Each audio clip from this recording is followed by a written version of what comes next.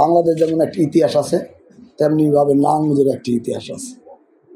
বাংলাদেশে যতটি আন্দোলন সংগ্রাম যেটি হয়েছে, সেটার পুরোধা প্রথম ভাগে নারায়ণগঞ্জের রাজনৈতিক দল অগ্রণী ভূমিকা পালন করেছে। ৭১-এর স্বাধীনতা যুদ্ধ, নারায়ণগঞ্জের মুক্তিযোদ্ধারা পশ্চিমা পাকিস্তান হানাদার বিরুদ্ধে যুদ্ধ করেছে। ৭৫-এর পট পরিবর্তনের পর স্বাধীনতার ঘোষক শহীদ জিয়াউর রহমান যে বহুদলীয় রাজনীতি চালু করে, যে ১৯ দফা কর্মসূচি বাস্তবায়ন করার জন্য যে ডাক দিয়েছেন নারায়ণগঞ্জ মানুষ, সেই ডাকে সাড়া দিয়েছে। ৯০ থেকে ৮২ থেকে ৯০ পর্যন্ত স্বৈরাচার এরশাদ ১৯২৪ মার্চ একজন নির্বাচিত প্রেসিডেন্ট বিচারপতি আব্দুল সাত্তার কাছ থেকে যে ক্ষমতা নিয়েছে, সে দীর্ঘ ৯ মাস যে স্বৈরাচার বিরোধী সেই বিরুদ্ধে আন্দোলন নারায়ণগঞ্জের মানুষ এই ৭ দল এবং ১৫ দল রাজনৈতিক অঙ্গনে গুরুত্বপূর্ণ ভূমিকা রেখেছে।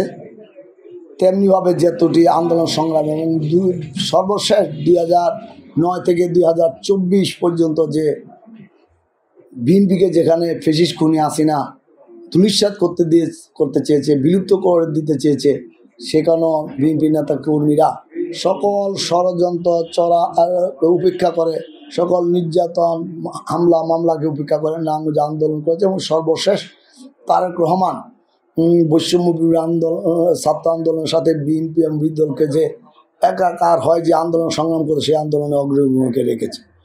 তো নারায়ণগঞ্জ কখনো রাজনীতি অঙ্গন বাংলাদেশ থেকে পিছিয়ে নেই, জাতীয় রাজনীতি থেকে পিছিয়ে নেই।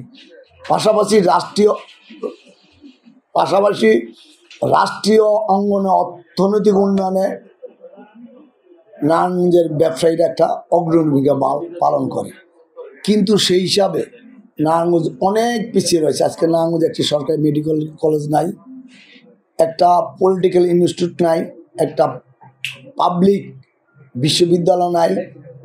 নারায়ণগঞ্জে প্রচুর যানজট, নারায়ণগঞ্জ শহর পরিকল্পিতভাবে ঘুষানো না। এবং আগে নারায়ণগঞ্জ থেকে স্টিমার চলাচল করতো, স্টিমার চলাচলের পাশাপাশি রেল লাইনেরও যোগাযোগের প্রাধান্য ছিল। কিন্তু আজকে নারায়ণগঞ্জ শহর ছোট হয়ে আসছে, নদীগুলি পানি দূষণীয় হয়ে পড়ছে।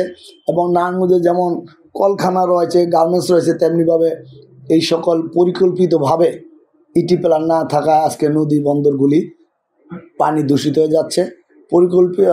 জনপ্রতিনিধিদের পরিকল্পনা না থাকার কারণে নারায়ণগঞ্জের যানজট সৃষ্টি হচ্ছে এবং নারায়ণগঞ্জ উন্নয়নে পিছিয়ে পড়ছে। অথচ নারায়ণগঞ্জ ব্যবসায়ীরা অর্থনৈতিক উন্নয়নে রাজস্ব খাতে অগ্রণী ভূমিকা পালন করে।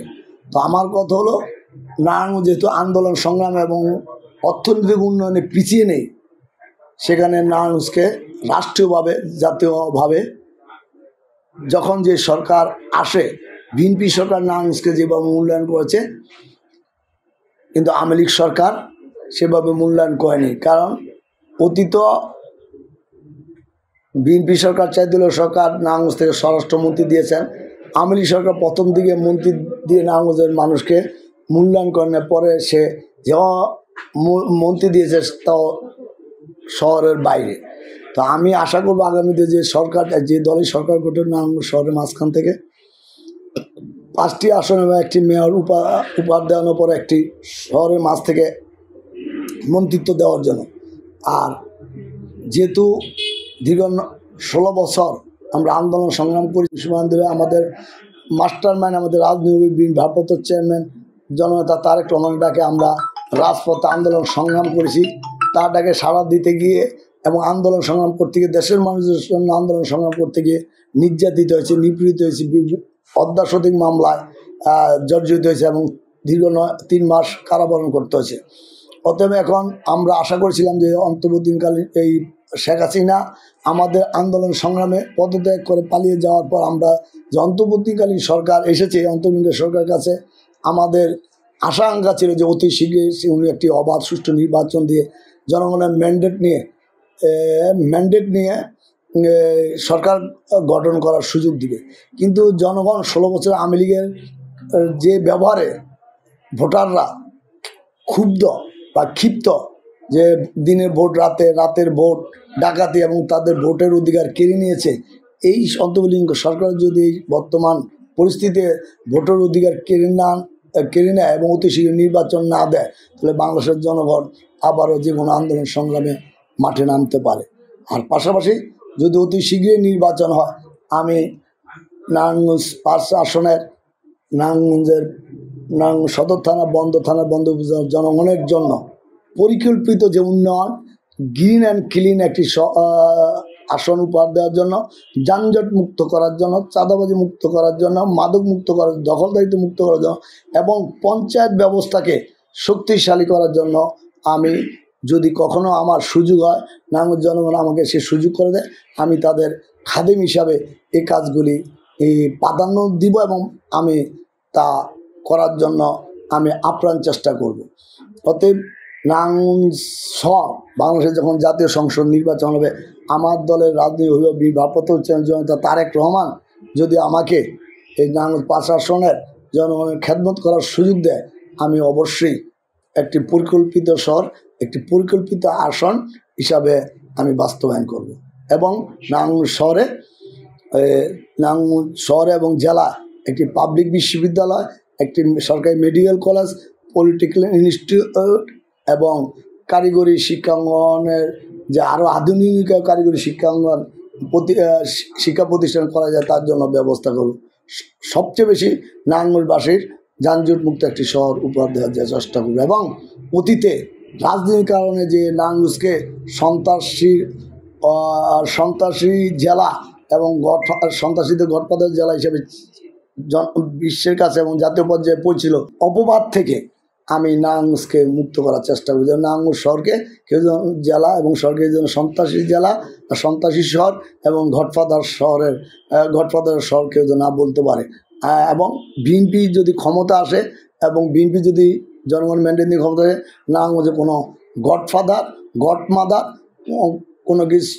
কোনো সৃষ্টি হতে দেওয়া যাবে না। জনগণের খেদমতদার হিসাবে কাজ করার যদি আমাকে সুযোগ দেয়, আমি জনগণের খেদমত করব এবং আমার দরজা সবার জন্য খোলা থাকবে।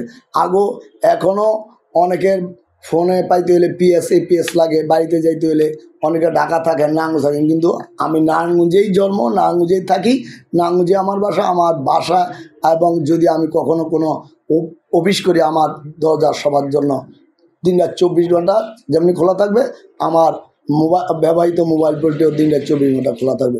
অবশেষে আমি নারায়ণগঞ্জ 5 আসনের জনগণের এবং নারায়ণগঞ্জের সমাজসেবক এবং সকল পর্যায়ের জনগণের আমি দোয়া কামনা করি, আশীর্বাদ কামনা করি এবং তারা যদি আমাকে এগিয়ে নিয়ে যায় এবং তাদের ম্যান্ডেট তাদের খেদমত করার সুযোগ দেয়, অবশ্যই আমি তাদের খেদমতদার হিসাবে যথাযথ কাজ করার প্রতিশ্রুতি দিচ্ছি এবং ইনশাল্লাহ দিব।